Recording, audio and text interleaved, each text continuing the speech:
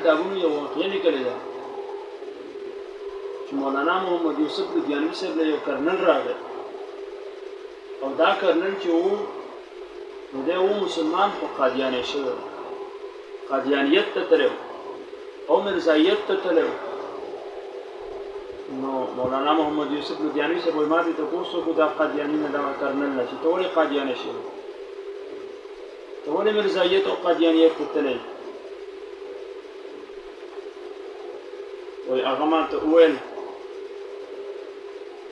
چې ما له یو قادیانی راغی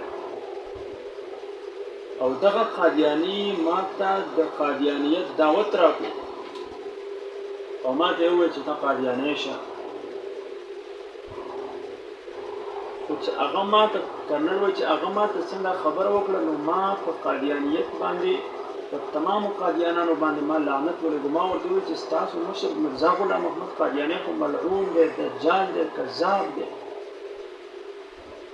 وزه ما ورته وویل چې زه په هغه باندې لعنت وایم و دغه کرنل وایي ما ته هغه قادیاني وایي هغه ما ته وویل چې ته لاړ شه او نن استخاره وکړه دا استخاره ستا د پیغمبر طریقه ده دا ستا د پیغمبر سنت دی وایي ته لاړ شه او ته استخاره وکړه تا ته به پته ولګي په استخاره کې به درته الله وښیي چې دا مرزا غلام محمد قادیاني څنګه دی ما په زړه کې سوچ وکړ چې دا خو د پیغمبر طریقه ده دا خبره خو د دې صحیح ده زه به لاړ شم او استخاره به وکړم نو وایي ما د استخارې نیت وکړو او اراده مې وکړه چې نن به خامخا استخاره کوم وایي زه لاړم او غسل مې وکړه او د هغې نه پس مې استخاره وکړه او چې کله مې استخاره وکړه وده شوم وایي خوب وینم دغه کرنل وایي وایي زه خوب وینم او په خوب کې مې په بره په اسمان باندې یو کرسۍ ولیده او په دې کرسۍ باندې لیکلي کرسۍ نبوت د نبوت کرسۍ نو دې وخت کې مرزا غلام محمد قادیانی راغی او په دې کرسۍ باندې کېناستو نو چې کله مرزا غلام محمد قادیانی راغی په کرسۍ باندې کېناستو او ما دغه حال او حالات ولیدل نو وایي ما په زړه کې او په ذهن کې دا سوچ وکړو او دا زما عقیده جوړه شو چې دا مرزا غلام محمد قادیانی اعوذ بالله دی پیغمبر دی او دا خو ډېر لوی انسان دی نو په هغه وخت کې